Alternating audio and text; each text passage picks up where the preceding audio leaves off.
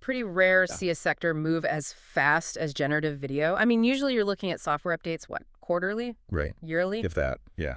But with Pixverse, we're seeing this timeline where they've just sprinted from version 1 to version 4.5. It feels like it happened overnight. It is a really aggressive iteration cycle. So today we're looking at Pixverse, and Yeah. specifically we're digging into their latest release notes and platform data. Right. And the mission is really to figure out if this V4.5 update is just, a numbers game, or if they've actually managed to solve that jittery sort of dreamlike quality that plagues most AI video. That's the big hurdle, isn't it? Consistency. Looking at the documentation, it seems like Pixverse is kind of hedging their bets on two different inputs. You've got the standard text-to-video, which is the whole describe-a-scene approach we all know, but the real engagement, all the viral stuff, that seems to be coming from the image-to-video side. Precisely. And that's a really critical distinction for you to understand. Text-to-video is creative, sure, but image-to-video it's almost restorative. Restorative, what do you mean? Well, it takes static data, like a selfie or an old family portrait, and it extrapolates motion from it. The platform details actually highlight that V4.5 is engineered specifically for this, with much higher fidelity. They're not just trying to make a video, they're trying to, animate a memory. And that's where the big technical leap is supposed to be. I remember in older versions, V2, V3, you'd always get that weird morphing effect where a face would just kind of melt into the background. Right, the Uncanny Valley stuff. Yeah, exactly. Yeah. And the V4.5 patch notes, they explicitly promise smoother animations and more realistic transformations. It sounds like they've tightened the temporal consistency. Which is basically the holy grail for this tech. Yeah. I mean, if you look at the trajectory from V1 all the way to this groundbreaking V4.5, the focus has really shifted from can we even do this to can we do this without it looking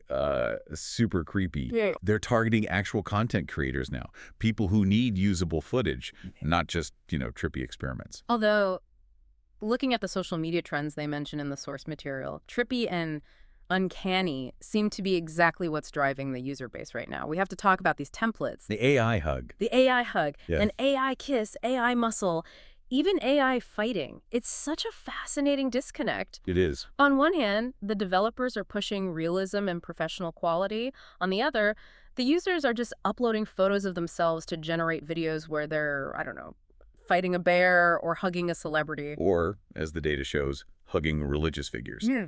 The AI Jesus hug template is a massive outlier in their usage stats. It's bizarre. But I guess it speaks to how accessible it is. You don't need to be some kind of prompt engineer to use it. No. You just click a template, upload a photo, and the model does all the heavy lifting with the physics and the lighting. And that is the insight here. Pixverse isn't just competing on model quality. They're competing on user interface.